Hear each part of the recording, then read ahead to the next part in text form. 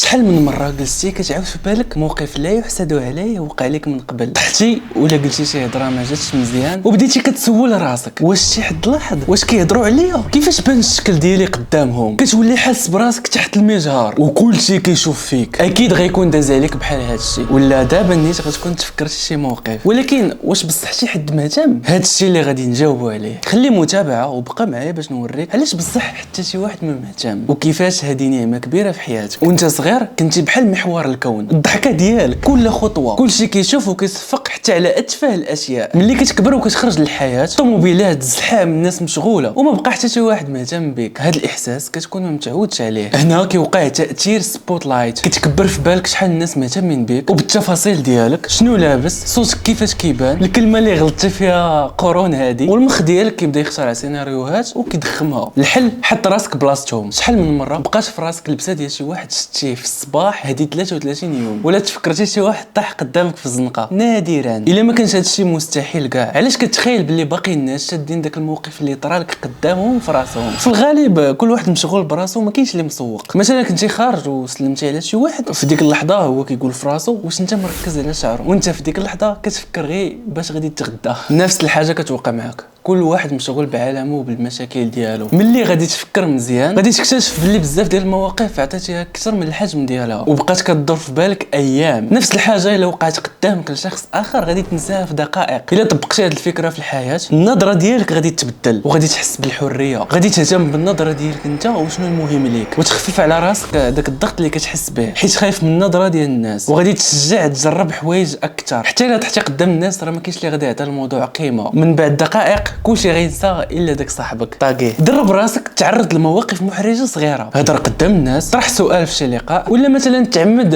قول كلمه غلطه وشوف النتيجه. غادي تلاحظ فعلا ما كاين حتى حد مهتم، وهذا الشيء اللي كيزيد يفتح لك بزاف ديال الفرص في الحياه، حيت كتكون مستعد انك تغامر وكتثق في راسك اكثر. وملي تجيك لحظه احراج اللي كبيره غادي تكون تريني مزيان قبل. في النجاح ولا حتى في الفشل قليل اللي فعلا كيهتم، حتى شي واحد ما غادي يعيش بلاصتك. خدم على ود راسك حتى الا ما شافك حتى حد، وموقف حتى شي حد في صفك. انت اللي خاصك تحدد شنو المهم ليك. واش غادي تفيق مثلا في الصباح باش تريني على قبلك وعلى قبل صحتك، او لا غادي تريني على قبل الناس؟ واش غادي دير الخير على قبلك ولا غادي دير الخير باش تبان بصوره زوينه قدام الناس الى اخره؟ خدم على الحوايج اللي كتهمك انت، اللي كتطورك واللي كتنفعك دنيا واخره، وماشي سوقك في النظره ديال الناس ولا شنو غادي يقولوا. جرب هاد التمرينات البساط، راقب راسك النهار كامل وشوف شحال من مره كتشوف التفاصيل البسيطه ولا التفاصيل الصغيره عند الناس. غادي تفاجئ بقداش راك ما كتهتمش، وهكا غادي تفهم حتى هما ما مهتمينش بالتفاصيل ديالك. ومن بعد حدد نقاط الضعف ديالك او الحوايج اللي خايف انك ديرها بسبب النظره ديال الناس، وخدم عليهم وحده بوحده. ركز على الاهداف اللي كتهمك انت، ما تربطش الطموح ديالك بالتصفيق او برضا الناس. بهذه الطريقه كتخدم على اللي كيريحك، حيت في الاخير انت الوحيد اللي عايش مع راسك النهار كامل. هادشي اللي كاين. بارطاجي هذا الفيديو مع صاحبك اللي ما كيثيقش في راسو، ولا بغيتي تشوف اكثر من هذا المحتوى خليه متابعه.